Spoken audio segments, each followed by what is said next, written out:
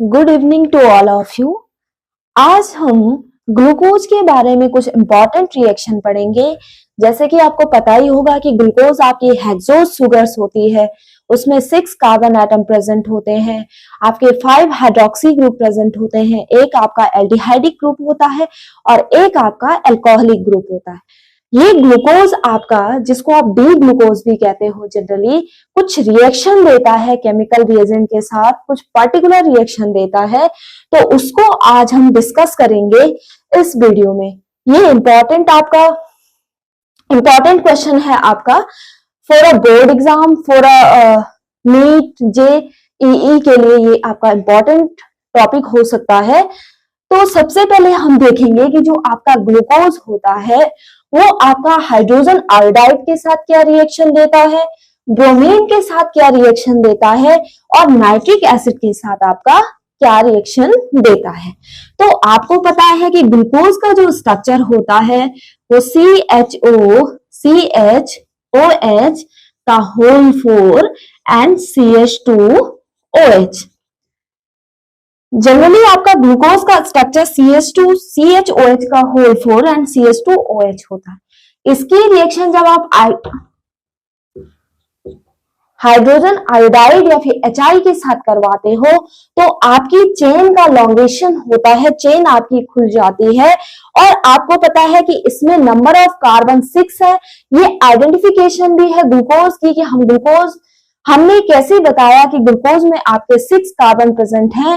तो जब हम ग्लूकोज के साथ HI की रिएक्शन करवाते हैं तो आपका जो ग्लूकोज प्रोडक्ट देता है वो आपका होता है CH3 CH2 CH2 CH2 CH2 and CH3। इसमें आपके नंबर ऑफ कार्बन 6 हो गए और ये है आपका N हेक्सेन। तो इससे कंफर्म हो गया कि आपका जो ग्लूकोज है वो 6 कार्बन एटम को कंटेन करता है, यानी कि हेक्सेन हाइड्रोकार्बन्स में प्रेजेंट है। सेकंड जो रिएक्शन है आपकी वो है कि ग्लूकोज आपका ब्रोमीन वाटर के साथ रिएक्शन करके क्या बनाता है, इसको नोट कर लीजिए या फिर स्क्रीनशॉट ले लीजिए। This is important reaction. Glucose की इंपॉर्टेंट रिएक्शन है ये कि HI के साथ वो रिएक्शन करके क्या बनाता है, या फिर हम कैसे पहचान करते हैं कि ग्लूकोज 6 कार्बन एटम को कंटेन करता है। तो वो HI के साथ रिएक्शन करके N हेक्सेन फॉर्म करता है।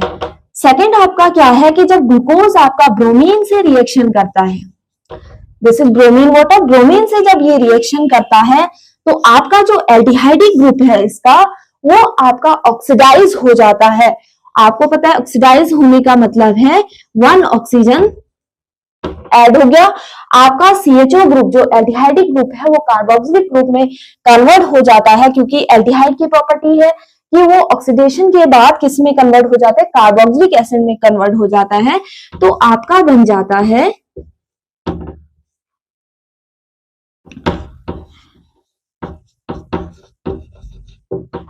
इसको आप कहते हो ग्लूकोनिक एसिड।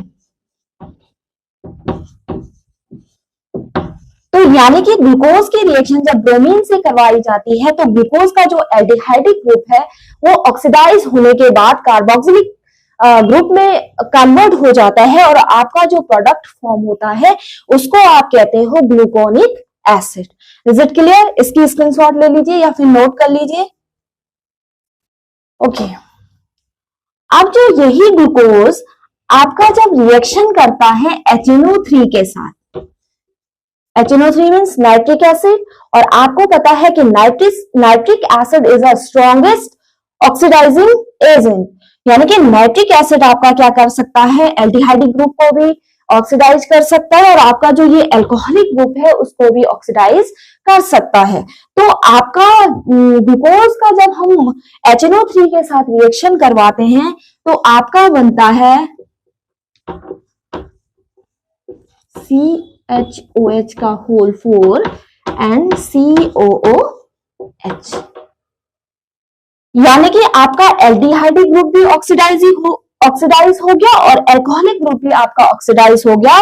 जैसे कि आपका ब्रोमीन आपका एक ही एल्डिहाइड ग्रुप को ऑक्सीडाइज कर रहा था, जबकि HNO3 बिकॉज ये स्ट्रॉन्ग ऑक्सीडाइजिंग एजेंट है तो ये दोनों ग्रुप को आपका ऑक्सीडाइज कर रहा है और इस प्रोडक्ट को आप कहते हो सैकेरिक एसिड।